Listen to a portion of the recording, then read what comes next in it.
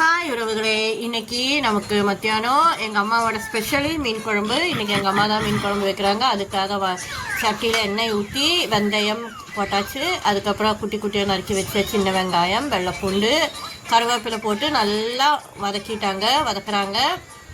அதுக்கப்புறம் தண்ணியில் புளி போட்டு வச்சுருக்காங்க. புளி தண்ணியில் ஊற வச்சுருக்காங்க.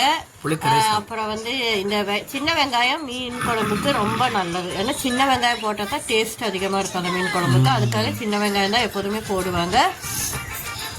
நீங்கள் என்ன வெங்காயம் போடுவீங்க? சின்ன வெங்காயமா பெரிய வெங்காயமானு சொல்லுங்கள். அதுக்கப்புறம் தக்காளி கட் பண்ணி வச்சுருக்காங்க. இஞ்சி பூண்டு பேஸ்ட்டு வீட்டிலே செஞ்சது தான். நாங்கள் வெளியே வாங்குறதில்லை. எங்கள் அம்மா ஃப்ரெஷ்ஷாகவே செய்வாங்க. அப்பப்போ தேவையானது அப்பப்போ செஞ்சுருவாங்க. நல்லா இஞ்சி பூண்டு பேஸ்ட்டு இதெல்லாம் போட்டு நல்லா வதக்கணும். இஞ்சி பூண்டு பேஸ்ட்டு நல்லா மூத்து வரணும். மூத்து அந்த பச்சை வாசமெல்லாம் போனதுக்கப்புறம் இந்த இஞ்சி பூண்டு பேஸ்ட்டு மீன் குழம்போட அந்த கவிச்சி வாடை அடிக்காமல் இருக்கிறதுக்கு தான் இந்த இஞ்சி பூண்டு பேஸ்ட்டு சேர்க்கறது. நல்லா இஞ்சி பூண்டு பேஸ்ட்டு இதெல்லாம் போட்டு நல்லா மூக்க வச்சதுக்கப்புறம் தக்காளி போடணும்.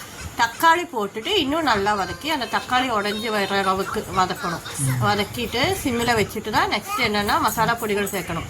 மிளகா பொடி தேவையான அளவுக்கு, காரத்துக்கு தேவையான அளவுக்கு மிளகா பொடி, அதுக்கப்புறம்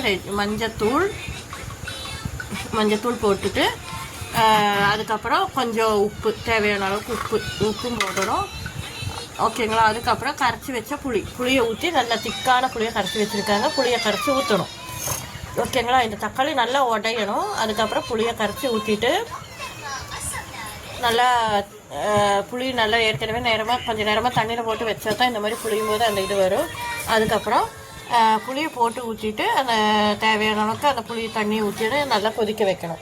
உப்பு போட்டு நல்லா கொதிக்க வைக்கணும். சரிங்களா? உப்பு போட்டு கொதிக்க வச்சா தான் அந்த மசாலாலாம் அதில் அந்த டேஸ்ட்டு வரும். இல்லை உப்பு போட மறந்தால் அப்புறம் அந்த டேஸ்ட்டு வராது. அதனால் உப்பு போட்டு தான் கொதிக்க வைக்கணும்.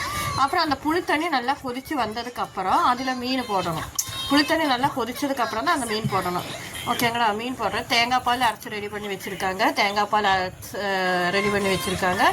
ஃபஸ்ட்டு மீன் போட்டுட்டு அந்த மீன் நல்லா கொதித்து வந்ததுக்கப்புறமா தான்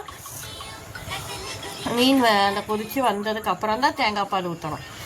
மீன் வெந்ததுக்கப்புறம் நெக்ஸ்ட்டு தேங்காய் பால் ஊற்றுனதும் ஒரு கொதி அப்படி ஜஸ்ட் ஒன்று கொதிச்சா போதும்.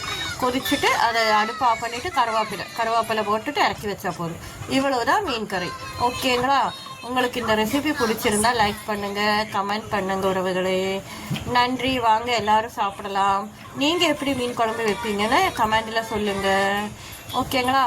நன்றி உறவுகளே.